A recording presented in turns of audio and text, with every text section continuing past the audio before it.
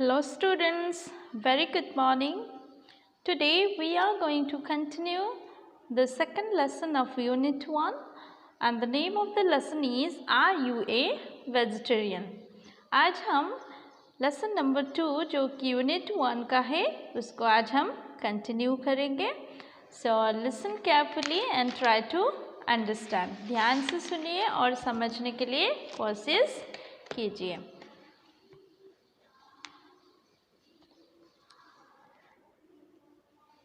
So, let's start.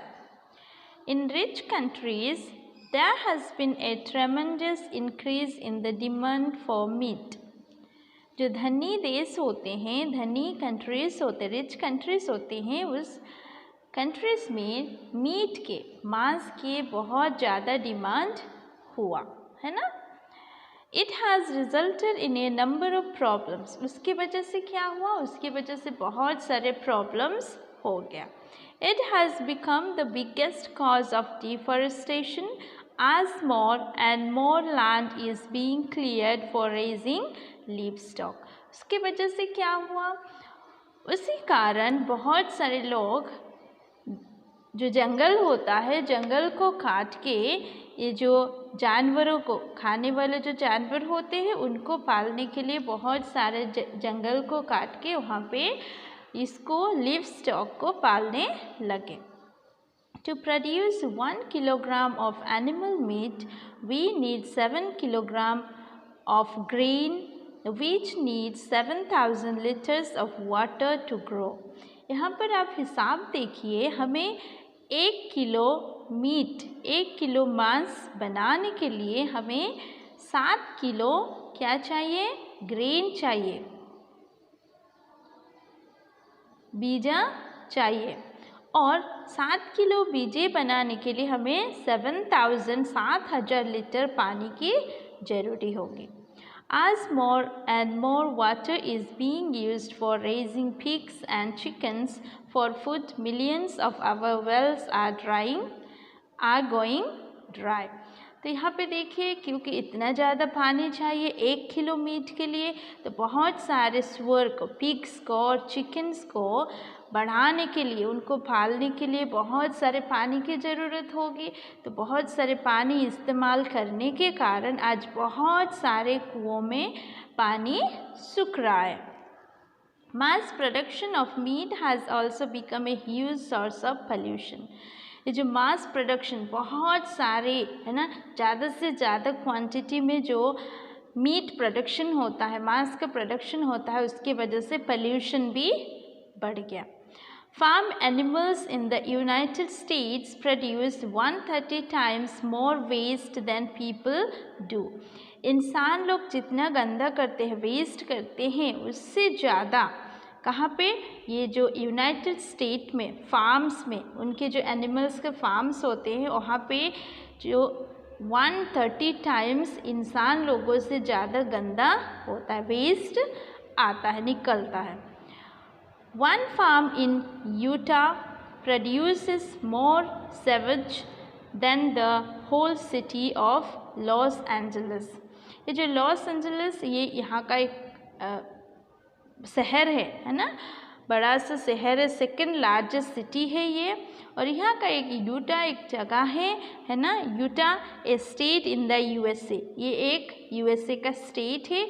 यहाँ पे बहुत सारा, ये पूरे सिटी में जितना गंदा होता है उससे यहाँ पे एक ही, पूरे सिटी से ज़्यादा एक ही स्टेट में बहुत गंदा निकलता है. Livestock waste has been responsible for the death of fish in our rivers and oceans. ये जो लिवस्टॉक होते हैं, पालतू जानवर होते हैं जिसको खाने के लिए पाला जाता है, उनका जो वेस्ट होता है उसकी वजह से क्या होता है? बहुत सारे नदी के और समुद्र के मछली मर जाते हैं. ये वेस्ट कहाँ पे? वो लोग समुद्र में, नदी में छोड़ देते हैं, जिसकी वजह से सारे नदी के मछलियाँ और समुद्र के मछलियाँ मर जाते हैं. In some areas it has polluted our drinking water also. और कुछ जगह में ऐसा भी हुआ, इसके वजह से ये जानवरों का जो वेस्ट होता है उसके वजह से बहुत सारे पानी, बहुत सारे पीने का पानी भी प्रदूषित हो गया है ना, पल्यूट हो गया। यहाँ पे देखो कैसे जानवरों को पाला जाता है ना, बहुत सारे वो करके पालते हैं, आप लोग यहाँ पे देख सकते हो।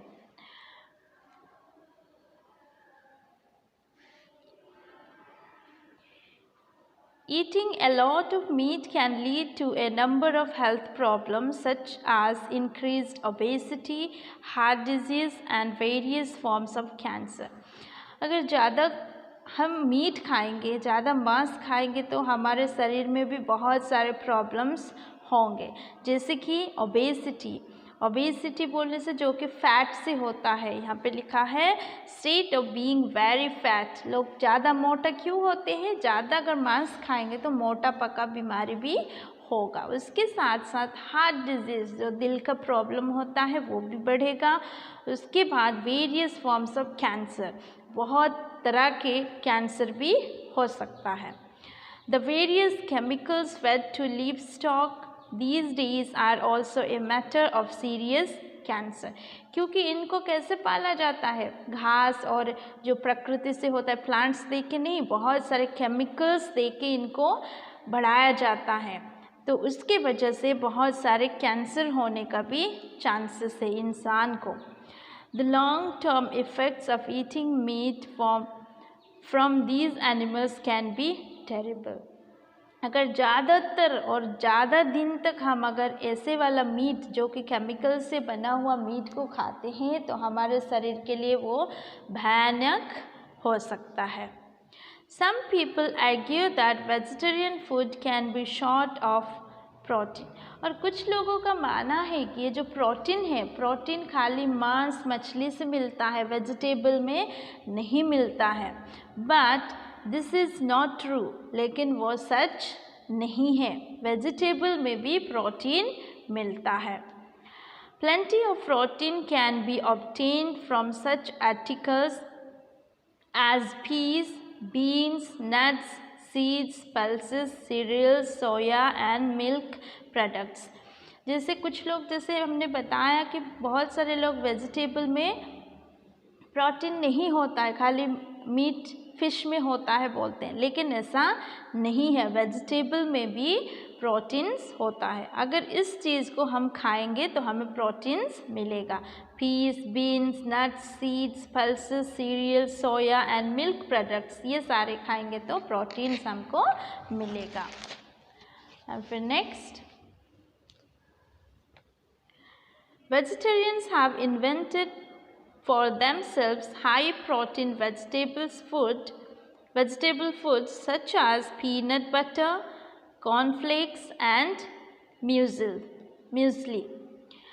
तो कुछ जो वेजिटेरियन लोग होते हैं वो लोग तो चिकन मटन नहीं खाएंगे, तो उनको प्रोटीन कैसे मिलेगा? इसलिए वो लोग क्या किए, अपने लिए ऐसे कुछ खाना बनाए, खाना तैयार किए जहाँ से उनको प्रोटीन अच्छे से मिल सकता है। वो क्या है?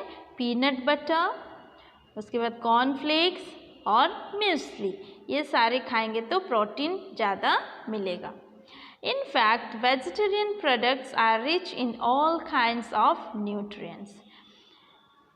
देखिए, जो ये वेजिटेरियन फूड होता है, वेजिटेरियन खाना होता है, वो उसमें बहुत सारे न्यूट्रिएंट्स मिलता है। जैसे हम पिछले लेसन में पढ़े थे द फूड वी ईट, तो वहाँ पे हम न्यूट्रिएंट्स के बारे में भी पढ़े थे, जो पोषक तत्व होता है जो 6 टाइप का है उसके बारे में पढ़े थे। हमको वो ज़्यादातर वेजिटेबल्स में मिलेगा। Leafy and root vegetables provide vitamins, minerals and fiber that help to keep our digestion working properly। अगर हम पत्ते है ना, पत्ते की सब्जियां और रूट्स, जो जड़ होते हैं, रूट्स के सब्जियां खाएंगे तो हमें क्या मिलेगा? विटामिन्स मिलेगा, मिनरल्स मिलेगा, फाइबर मिलेगा, जो कि हमारे जो पाचन क्रिया होता है उनमें बहुत मदद करते हैं और अच्छे से हमारा पाचन क्रिया होगा। Vegetarians can obtain iron from dried fruit, pulses, oats, nuts and brown rice. जो वेजिटेरियंस होते हैं वो लोग को आयरन भी मिल सकता है। आयरन कहाँ से मिलेगा? Dry fruits, pulses, oats, nuts और ब्राउन राइस से मिलेगा। They can obtain calcium from cheese, nuts, sesame seeds, green leafy vegetables and soya. और कैल्शियम भी हम पा सकते हैं वेजिटेबल से। तो कहाँ से पाएंगे कैल्शियम?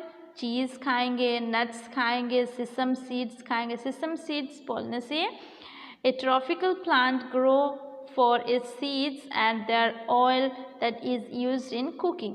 जो हम तिल के तेल बोलते हैं ना, तिल का तेल बोलते हैं, उसको सेसम सीड से बनता है।